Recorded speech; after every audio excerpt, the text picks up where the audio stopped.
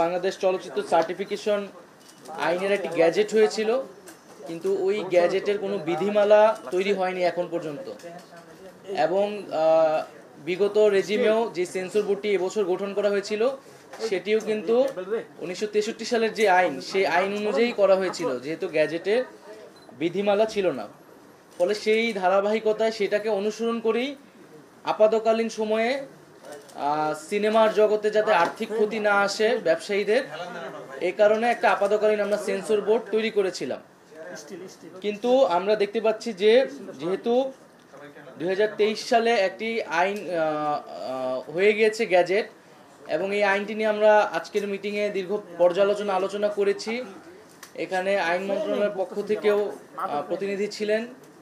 তো সকলের মতামতের ভিত্তিতে আমরা সিদ্ধান্ত নিয়েছি যে আমরা যে সেন্সর শব্দটিকে, সেই শব্দটিকে আমরা বাদ দিয়ে দিচ্ছি, এবং আমাদের যেই 2023 সালের আইন, বাংলাদেশ চলচ্চিত্র সার্টিফিকেশন আইন, সেই আইন অনুযায়ী আমরা দ্রুত সময়ের মধ্যে প্রজ্ঞাপন দিয়ে এই সার্টিফিকেশন বোর্ডটাকে পুনর্গঠন করব।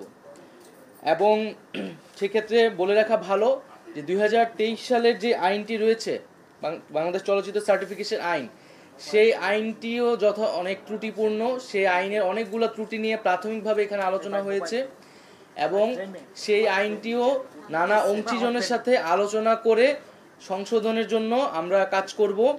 সেই প্রস্তাবনা তৈরি করা হবে। তবে আপাতকালীন আমাদের সিনেমা জগতের যাতে আর্থিক ক্ষতি না আসে, এবং যেহেতু প্রচুর সিনেমা আসলে পেন্ডিং রয়েছে, সেগুলোকে দ্রুত মুক্তির ব্যবস্থা করার জন্য আমরা এই যে সার্টিফিকেশন বোর্ড, সেই সার্টিফিকেশন বোর্ডটি পুনর্গঠন করা হবে প্রজ্ঞাপনের মাধ্যমে, এবং আইনের সাথে সাংঘর্ষিক হবে না, এইভাবে প্রজ্ঞাপন দিয়ে আমরা আপাতকালীন কাজ শুরু করব। তো এটি ছিল আমাদের সেন্সর বিষয়ে আমাদের অবস্থান।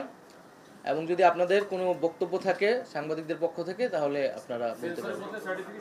হ্যাঁ, বাংলাদেশ চলচ্চিত্র সার্টিফিকেশন আইন অনুযায়ী আমরা সার্টিফিকেশন বোর্ড করে দ্রুত সময়ের মধ্যে প্রজ্ঞাপন দিয়ে একটা সার্টিফিকেশন বোর্ড করব, এই সেন্সর বোর্ডকে পুনর্গঠন করে।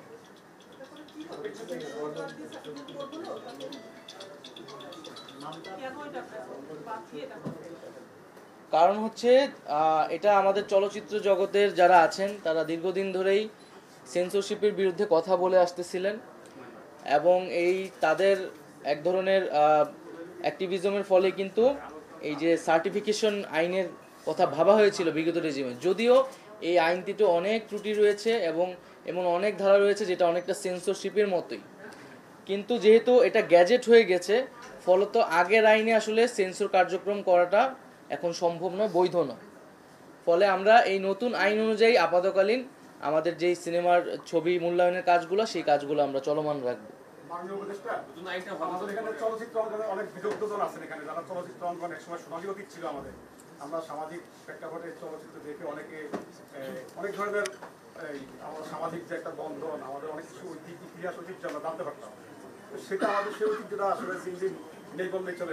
এখন চলচ্চিত্র অঙ্গনের সাথে সবাই আছেন এখানে, আপনাদের নির্দেশনা এবং এই চলচ্চিত্র অতীত ফিরে পাওয়ার জন্য কোনো ডাইরেকশন থাকবে কিনা? না, অবশ্যই আমরা চলচ্চিত্র জগতের যারা অংশীজন আছে তাদের সাথে আলোচনা করব, এবং চলচ্চিত্র সংস্কার কমিশন নিয়েও কিন্তু আলোচনা চলছে। চলচ্চিত্র জগতের লোকেরা এটা দাবি করছেন, আমরাও সে বিষয়ে ভাবছি যে একটা আমরা সার্বিক একটা প্রস্তাবনা সকলের থেকে নিয়ে সেই অনুযায়ী কিভাবে কাজ করতে পারি, বাংলাদেশের চলচ্চিত্রকে আমরা নতুনভাবে এগিয়ে নিয়ে যেতে পারি, সেই বিষয়ে আমরা সবাই একসাথে কাজ করব।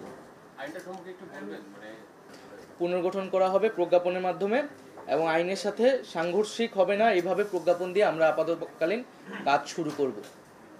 তো এটি ছিল আমাদের সেন্সর বিষয়ে আমাদের অবস্থান, এবং যদি আপনাদের কোনো বক্তব্য থাকে সাংবাদিকদের পক্ষ থেকে, তাহলে আপনারা বলতে পারেন। হ্যাঁ, বাংলাদেশ চলচ্চিত্র সার্টিফিকেশন আইন অনুযায়ী আমরা সার্টিফিকেশন বোর্ড করে দ্রুত সময়ের মধ্যে প্রজ্ঞাপন দিয়ে একটা সার্টিফিকেশন বোর্ড করব, এই সেন্সর বোর্ডকে পুনর্গঠন করে।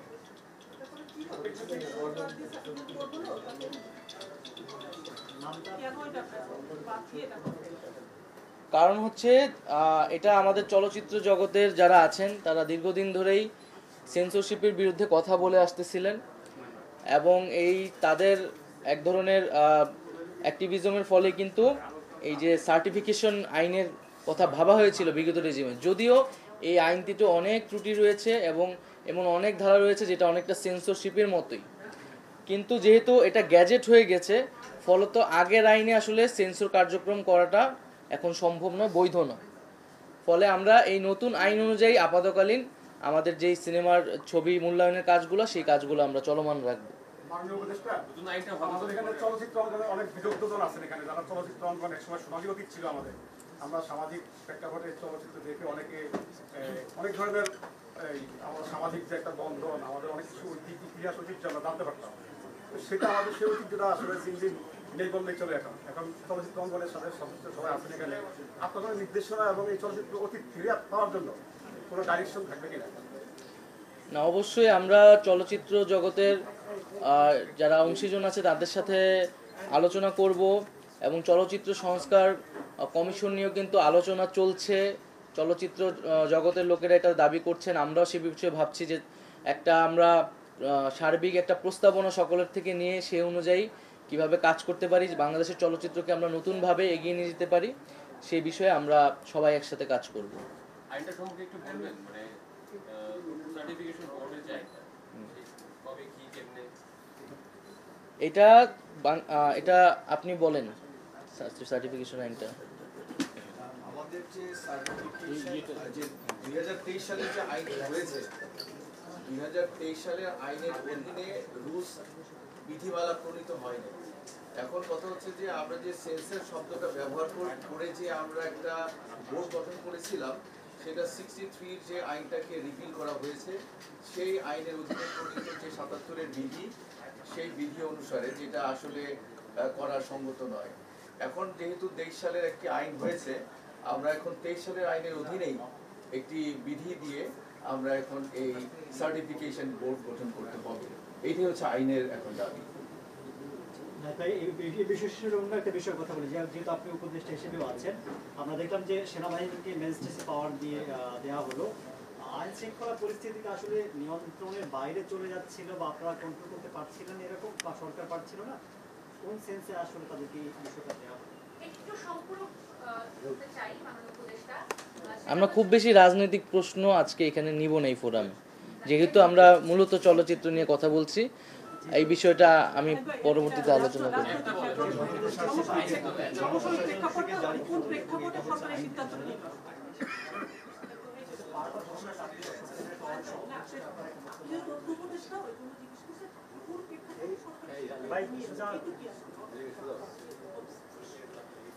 আইন শৃঙ্খলা পরিস্থিতি কিন্তু ধীরে ধীরে উন্নতির দিকেই যাচ্ছে এবং আমরা দ্রুত সময়ের মধ্যে আইন শৃঙ্খলার পরিবেশ যাতে সম্পূর্ণভাবে ঠিক থাকে, মানুষের জননিরাপত্তাটা নিশ্চিত হয়, এবং আমরা যেহেতু একটা জরুরি পরিস্থিতিতে আছি, দেশ পুনর্গঠন করা লাগতেছে, সেজন্য আমরা সেনাবাহিনীকে এই ক্ষমতাটি দেওয়া হয়েছে এবং সেটা কেবল 2 মাসের জন্য। এবং আমরা মূলত এই সময়টার মধ্যে আমাদের যে পুলিশ বাহিনীটা আছে সেটাকে সম্পূর্ণভাবে রিফর্ম করে আরও শক্তিশালী করে মানুষের আস্থার জায়গায় নিয়ে এসে তাদেরকে মাঠে ফিরিয়ে নিয়ে আসবো। এই কারণে মূলত এই সিদ্ধান্তটি নেওয়া হয়েছে।